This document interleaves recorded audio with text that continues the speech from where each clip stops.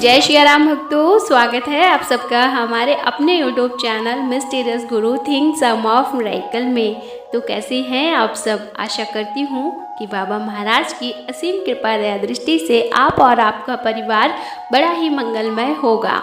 बाबा महाराज निरंतर आपके और आपके परिवार के ऊपर अपनी कृपा यूं ही बरसाते रहें, ऐसी मेरी उनसे हाथ जोड़ करके प्रार्थना है।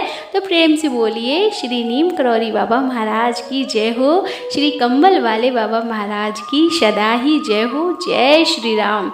भक्तों, चलते हैं अपने विशेषण की ओर और जानते हैं क्या खास है हमारे आज के विशेषण में। भक्तों, एक भक्त जो बाबा महाराज को बहुत ही मानता है और उनकी बहुत ही ज़्यादा कृपा का पात्र है, परंतु उसके बाद भी उसके मन में संदेह उत्पन्न होता है कि महाराज जी सच में हनुमान जी हैं या फिर बस ऐसे ही। तो क्या करते हैं बाबा महाराज, उसको कैसे जवाब देते हैं, यही आज हम जानेंगे। बड़ी ही अद्भुत लीला है भक्तों, इसको सुनने मात्र से आपके ना जाने कितने कष्ट दूर हो जाएंगे। तो इसको प्लीज़ पूरा सुनिएगा, बीच में बिल्कुल भी मत छोड़िएगा, क्योंकि हम जानते हैं ना, जब भी हम पूजा करते हैं, व्रत करते हैं, तो हम अपने ईश्वर की जिसकी शरणागति होते हैं उनकी कथा सुनते हैं, उनकी भजन करते हैं, उनके बारे में उनकी चर्चाएं सुनते हैं, जिससे हमारे ना जाने कितने लाखों करोड़ों पाप नष्ट हो जाते हैं। तो भगवान की लीला श्रवण करने का एक बहुत बड़ा फल प्राप्त होता है भक्तों। तो ना देर करते हुए चलते हैं, जानते हैं क्या लीला करते हैं हमारे लीलाधर श्री नीम करौरी बाबा महाराज। वर्ष 1969 इलाहाबाद कुंभ का मेला लगा हुआ है। बाबा महाराज वहाँ पर विद्यमान हैं।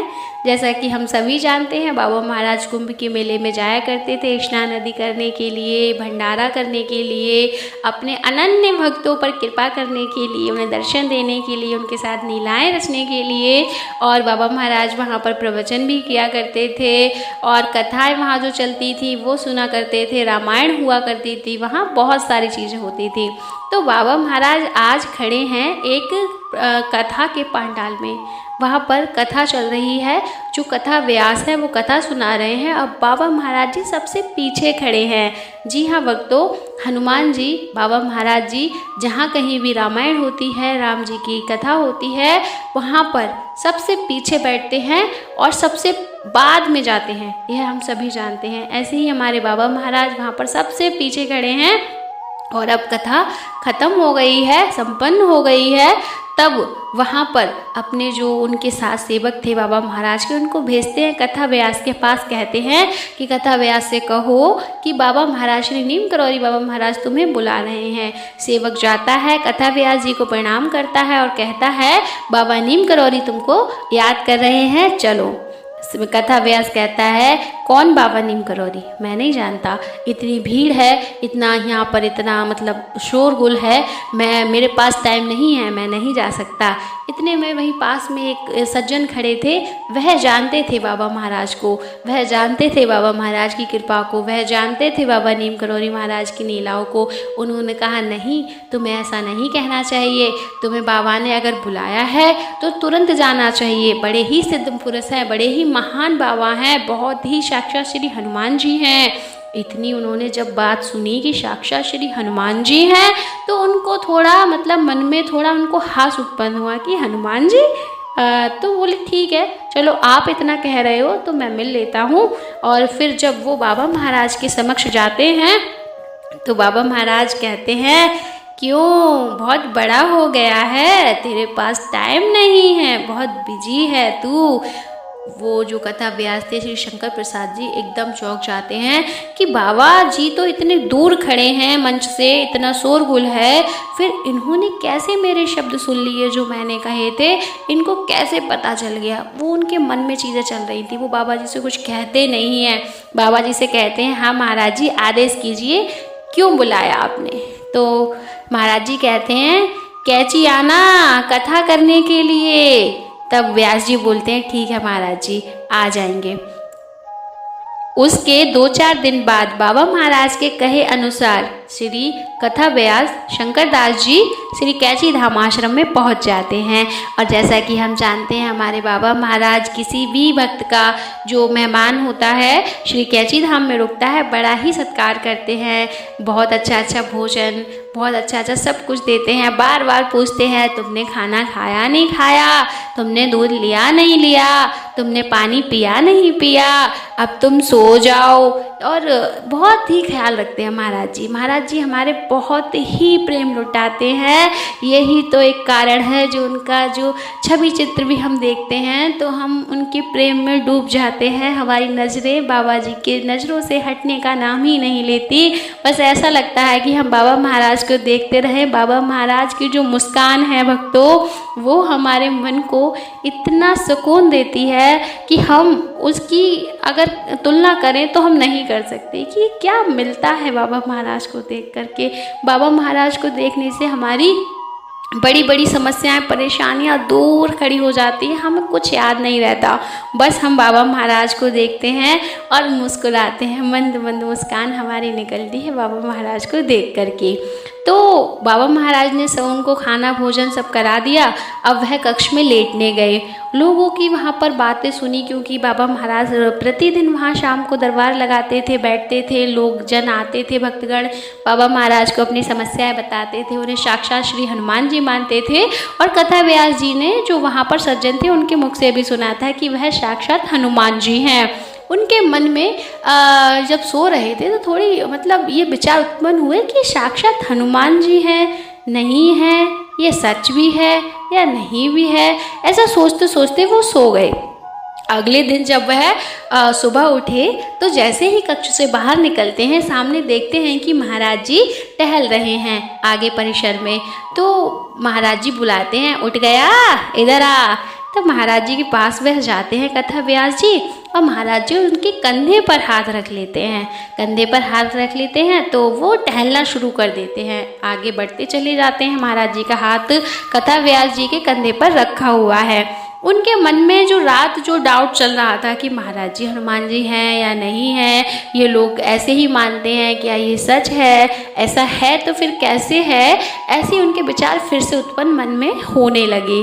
भक्तों, जैसे ही उनके मन में यह विचार उत्पन्न होने लगे कि महाराज जी हनुमान जी हैं या नहीं भी हैं, तभी वो क्या देखते हैं कि जो महाराज जी का हाथ उनके कंधे पे रखा हुआ है, उसका जो भार है वो धीरे धीरे बढ़ता चला जाता है। थोड़ा बढ़ता है, फिर वो डाउट करते हैं, फिर बढ़ता है, फिर बढ़ता है। इतना बढ़ जाता है भक्तों कि वह असहन हो जाता है। वह उसको सहन नहीं कर पाते, उसके भार को सहन नहीं कर पाते। और वह कहीं ना कहीं समझ चुके थे कि यह मेरे प्रश्न का ही उत्तर है, महाराज जी साक्षात हनुमान जी ही हैं। कथा व्यास जी मन ही मन क्षमा याचना करते हैं कि मुझे क्षमा कर दीजिएगा, मैंने आप पर संदेह किया, आप साक्षात हनुमान जी ही हैं। इतना वह जैसे ही मन में सोचते हैं, बाबा महाराज के जो हाथ का भार था वो स्वतः ही कम हो जाता है और कम होते होते सामान्य हो जाता है। तभी उनके मन से आवाज़ निकलती है, जय श्री नीम करौरी बाबा महाराज, आपकी सदा ही जय हो। आज उन्हें कथा कहनी थी परिसर में और पूरा दिन उनका बहुत ही अच्छे से बीता। उन्होंने खूब अच्छी कथा कही, बहुत भक्तगण उनकी कथा सुनने के लिए आए। स्वयं बाबा महाराज ने बैठकर उनकी कथा सुनी, जिसकी वजह से जो कथा व्यास जी थे वह फूले नहीं समा रहे थे। उनको बहुत प्रसन्नता हो रही थी कि बाबा महाराज ने उन्हें इतना बड़ा अवसर प्रदान किया। साक्षात श्री कैची धाम में उन्हें कथा कहने का मौका प्राप्त हुआ। ऐसे ही जब वो शाम हो जाती है और जब वह सोने जाते हैं तो जब वह लेटते हैं तब सोचते हैं कि अब ये तो पक्का हो गया कि बाबा महाराज ही हनुमान हैं। अब ऐसा हो जाए जैसे हम मनुष्य हैं, हम जानते हैं हमारी लालसा बढ़ती रहती है। अभी हमारी 10,000 सैलरी हो तो हम सोचते हैं हमारी 20,000 हो जाए, और जब 20,000 हो जाती है तो सोचते हैं 25 हो जाए, 30 हो जाए। मतलब हमारी जो लालसा है वो जल्दी ख़त्म नहीं होती, ये मनुष्यों की प्रवृत्ति होती है। तो वह सोचते हैं कि अब ये तो पक्का हो गया कि वह हनुमान जी हैं, अब हनुमान जी रूप में भी मुझे दर्शन मिल जाए तो मैं धन्य हो जाऊं, मेरा जीवन सफल हो जाए। ऐसा सोचकर व्यास जी सो जाते हैं। अगले दिन प्रातःकाल जैसे ही वह सोकर उठते हैं और अपने कक्ष का दरवाज़ा खोलते हैं, सामने देखते हैं बाबा महाराज खड़े हैं कंबल ओढ़ करके। वह बड़े ही प्रसन्न होते हैं कि आज तो सुबह उठते ही बाबा महाराज के सबसे पहले दर्शन हुए हैं, आज तो मेरा दिन बड़ा ही मंगलमय जाने वाला है। और जाकर के बाबा महाराज के चरण को स्पर्श करते हैं। जैसे ही बाबा महाराज के चरण को स्पर्श करके वह ऊपर उठने लगते हैं, वह क्या देखते हैं कि वहाँ पर साक्षात हनुमान जी गदा लेकर खड़े हैं। इतना वह एक नज़र देखते हैं और उनकी बस पूछो मत ना, घिग्गी बन जाती है। घिग्गी मतलब जैसे कि ये महाराज जी हनुमान जी, ऐसे मतलब वह बहुत ज़्यादा चक्कर में पड़ जाते हैं, कंफ्यूज हो जाते हैं और एकदम से बेहोश होकर वहीं गिर जाते हैं। मंदिर परिसर के सब लोग भागते हैं, उनको उठाते हैं और उनको वहाँ पर लिटाते हैं, ले जाकर उनके बिस्तर पर, और पानी वानी डाल के उनको थोड़ी देर में होश में लाया जाता है। तभी महाराज जी कहते हैं, क्या हुआ, तुम्हें क्या हो गया, तुम ऐसे मूर्छित होकर क्यों गिर पड़े? और मंद मंद महाराज जी मुस्कुराते हैं और पूछते हैं कि क्या हुआ, कैसे गिर गए मूर्छित होकर, ऐसा क्या देख लिया, ऐसा क्या सोच लिया? ऐसे जैसे ही वह महाराज जी के शब्द सुनते हैं, महाराज जी के चरणों में गिर जाते हैं, उनके पैरों में अपना माथा रख देते हैं, कहते हैं, महाराज जी मुझे क्षमा कर दो, मुझे माफ़ कर दो, मैं कभी भी ऐसी इच्छा नहीं रखूँगा। मुझे आपका सौम्य रूप ही बहुत पसंद है, आप मुझे इसी रूप में जीवन भर अपना दास बना कर रखिए, मैं आपकी शरण में पूरा जीवन बिता दूंगा, बस मुझ पर अपनी कृपा रखिएगा, अगर आपने मुझे छोड़ा तो मैं मर जाऊंगा।